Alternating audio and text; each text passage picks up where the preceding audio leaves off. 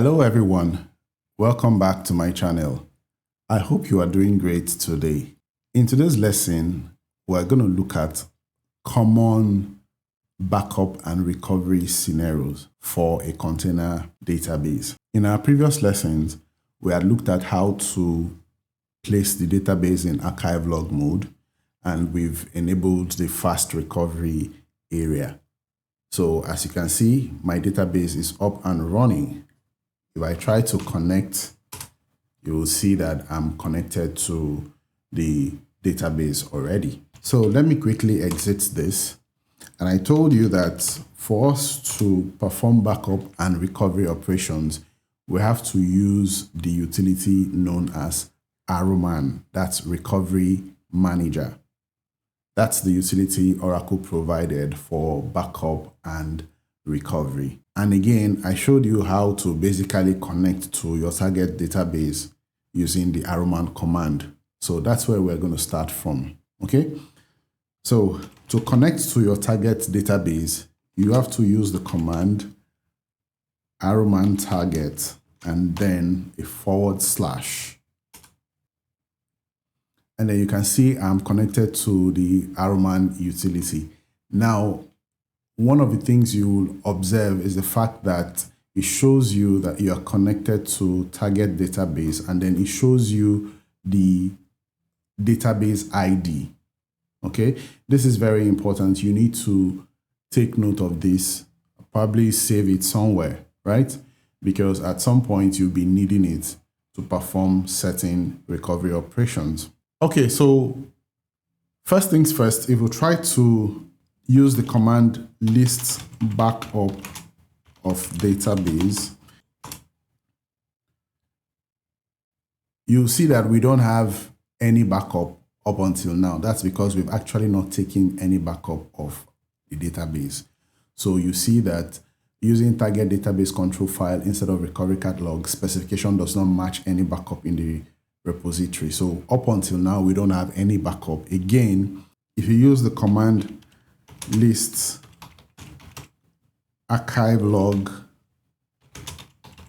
all, you can see that we have one archive redo log file generated, right? Okay, so that's nice enough. Now for us to take a backup of the database, we simply issue the command backup database plus archive log. Now this command will perform a full database backup, including all the archive redo logs. Okay, so let's execute, enter. You can see starting backup, and then wait a while, it will keep going. Okay guys, you can see that the backup is done. So now that we finished backing up the database, let's use the command list backup of database to see the available backup.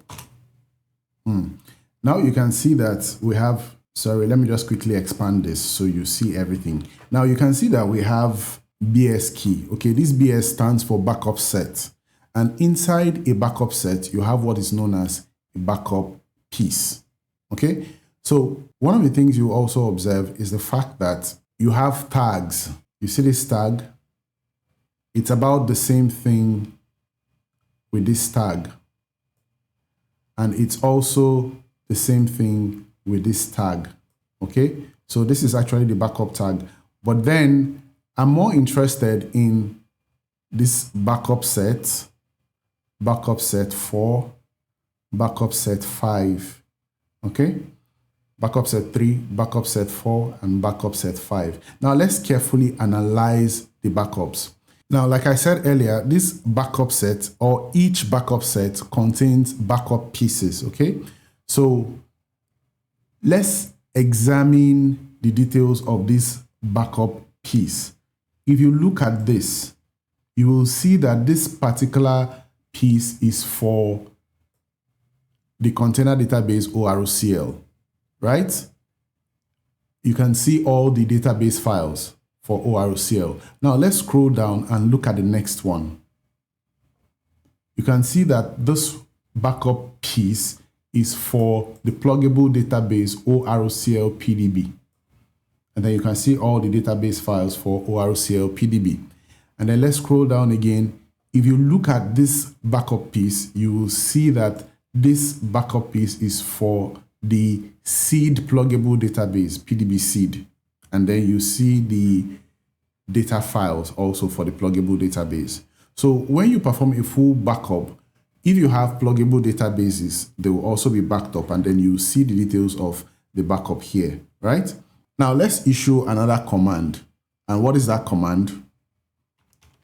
List backup of control file. Okay, you can see that your control file was also backed up when the database was backed up. And then also another command I want us to execute is the list backup of SP file.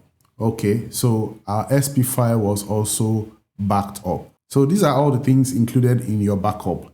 Now let's try to do some transactions in the pluggable database ORCL and then restore the database to this backup.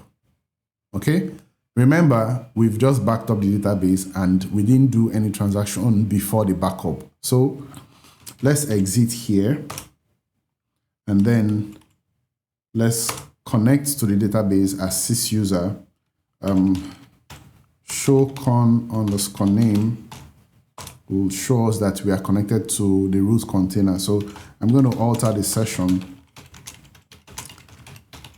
Set container equal to ORCL PDB. Session has been altered. Now, what I want to try to do is to create a table. So I've just created a table, hr.testbu. It means test backup, okay? The table has just 2 columns. So let me insert data into the table.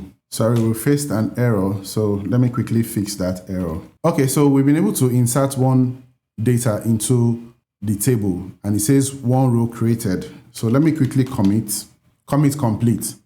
Now you'll agree with me that we've created this table and inserted data after we've taken a backup. So it means that this table will not be contained in the backup. However, if we try to restore the database from the last backup, we will observe that the table will still be there. Okay, so let's try it and see. Let's exit from here and as usual, let's call up our RMAN again.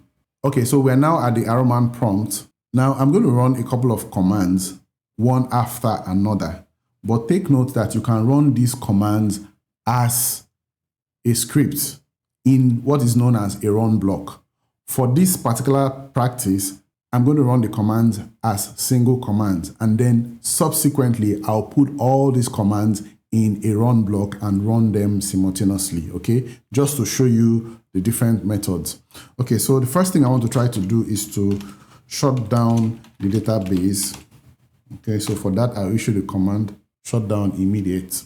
Okay, so database has been shut down. The next thing I want to do is to mount the database. So for that, I'll use the startup mount command. So the database has been mounted. The next thing I want to do is to use the command restore database.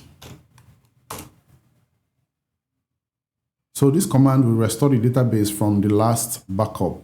Okay, restore operation has been complete. Now the next command we want to use is recover database. You can see the recovery operation is finished. Now we'll alter the database and open it.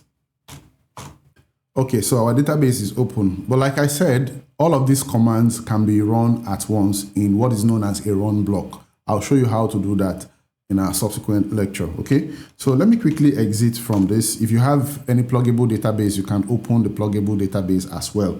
But I want to quickly connect as the sysuser, show con_name. Let me be sure where I'm connected. So again, I'll alter my session, set container equal to ORCLPDB. Session has been altered. Now, if I try to select all from HRO.testBU, the table we created earlier. Oh, there's a mistake. Edit. Okay, so this is how you get to edit SQL code. TestBU. That's then escape, shift column, WQ, and save. Okay, so to rerun the statement, I'll use the slash and then enter. So if you select all from the table we just created, TestBU, you can see that we have the data, ID, and the name. But then we created this table after the backup. So why are we still seeing the table? This is very simple. If your database is running in archive log mode, you can recover your database to the last minute change, regardless of whether you made the change after or before the backup. What will happen is that the database will recover the backup plus what is in the archive log destination. That's the generated archive redo logs over time. So guys, congratulations, you are now a backup and recovery expert. In my next video, we're going to look at how to do backup and recovery for a pluggable database. Thank you for watching this video.